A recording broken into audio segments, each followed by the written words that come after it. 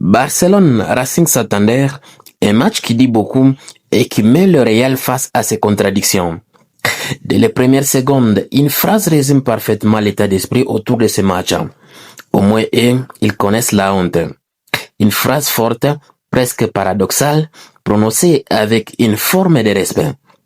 Car ce que montre le FC Barcelone ce soir-là, ce n'est pas une équipe flamboyante, mais une équipe capable de souffrir, de douter, de se remettre à question et surtout de répondre sur le terrain.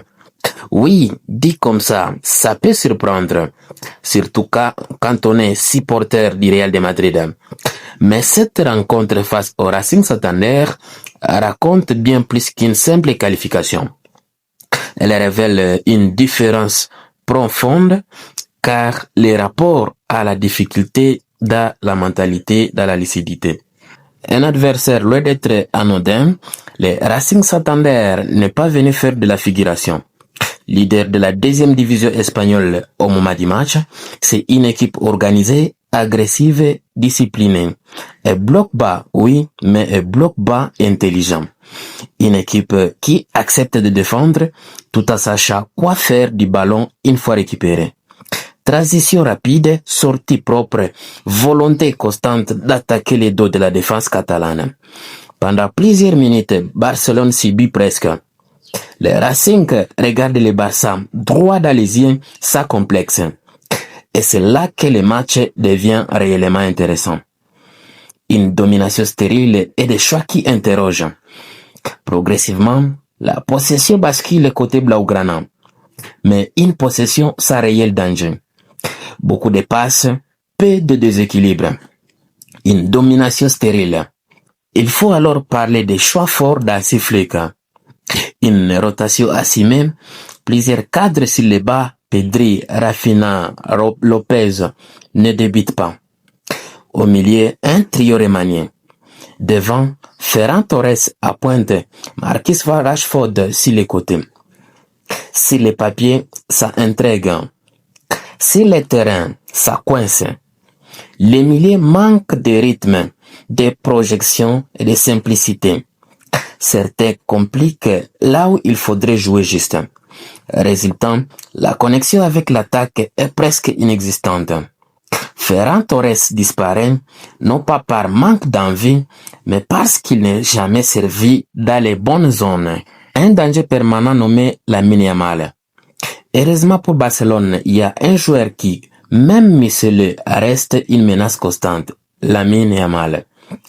Marqué parfois à deux, il trouve toujours un moyen de créer quelque chose, un crochet, une accélération, une passe. Les dangers viennent principalement de lui et du couloir droit avec Jules Koundé très actif. À l'inverse, les côtés gauche souffrent. L'association Baldé-Rashford ne fonctionne pas. Rashford essaie, mais ne le fait pas avec la différence. Peu d'appels tranchants, peu de déséquilibre. Et pendant ce talent, les Racing se créent des occasions. Des buts refusés pour hors-jeu, une énorme situation manquée, des transitions dangereuses. Ce n'est pas une équipe venue subir. C'est une équipe qui joue sans chance en fond.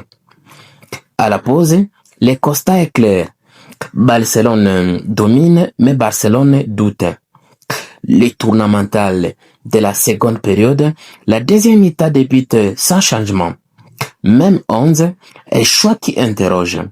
Mais très vite, on comprend, Flick teste la réaction mentale. Et la réponse est là. Barcelone revient avec une intensité totalement différente. Plus d'agressivité à la perte, plus de rythme dans la circulation, plus de prise de risque dans les 30 derniers mètres. À quelques minutes, le Barça se crée plus de situations sur toute la première période. Le Racing commence à reculer trop bas. Et c'est une erreur fatale. À première mi-temps, Lamine Yamal était surveillé de très près. À seconde, il se retrouve parfois avec un même espace. À ce niveau-là, 1 mètre, c'est déjà trop tard. Des changements qui changent tout. Puis viennent les entrées, Firmino Lopez, Pedri, Rafinha, plus tard Lewandowski. Et soudain, tout devient plus simple. Ces joueurs jouent vers l'avant, ils comprennent les appels, ils simplifient les jeux, ils savent où va partir Yamal. Et surtout, ils donnent enfin à Ferran Torres ce dont il a besoin, des mouvements autour de lui. La conséquence du but est révélatrice. Firmin reçoit entre les lignes, ne transverse pas, joue immédiatement vers l'avant. Passe dans la profondeur, Ferran attaque l'espace, dribble les gardiens, conclut, simple, propre, efficace. Ce n'est pas un hasard, les Racing Pini et les Barça m'attirent, les Racing commencent à payer ses efforts, les occasions manquées reviennent comme un boomerang, une situation énorme ratée et derrière, sanction immédiate. Accélération de Yamal, frappe, break. Barcelone n'a pas été brillant, mais Barcelone a su attendre et corriger. Hausser son niveau au bon moment, et ça, c'est le signe d'une équipe mature. Oui, il y a un vrai problème de banc. Oui, toutes les rotations n'ont pas fonctionné.